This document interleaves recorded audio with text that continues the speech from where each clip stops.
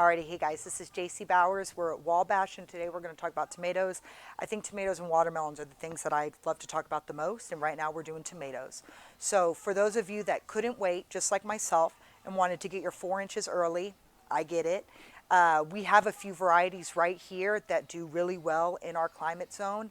I'm going to do another tomato video coming up in a few weeks, and I'm going to be able to show you the different cultivars that we got. We've got some really different, unique tomatoes. I told y'all I'm over the Romas, just unique things, because I mean, come on, like tomatoes at Whole Foods are $5.99 a pound.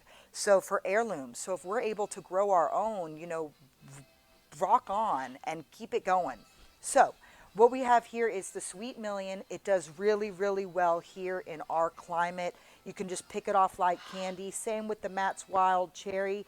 These are both cherry tomatoes, and most cherry tomatoes are indeterminate. What this means is that they're going to continue to produce for us until they can't produce anymore, until either it's too hot or too cold. I also have the yellow stuffer here just because it grows well. It's so gorgeous when you're able to put other vegetables and things like that inside of this tomato and then cook it. And it's just this gorgeous color that really you can't get anywhere else. And then finally, Carmelo. I grew her this past year. This is a French heirloom. It's a fantastic tomato.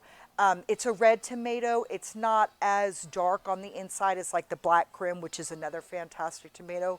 But I did it for like sauces, and I tried to make like a margarita pizza, and it did really well. Also, I want you, before we head out, I want you to consider interplanting.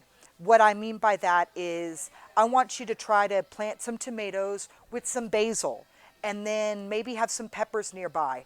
We're all about companion planting here at Wabash, and we have the correct herbs and flowers to make that happen, to have a totally edible garden. So plant on, guys. Stay tuned and be safe, and we'll see you next time.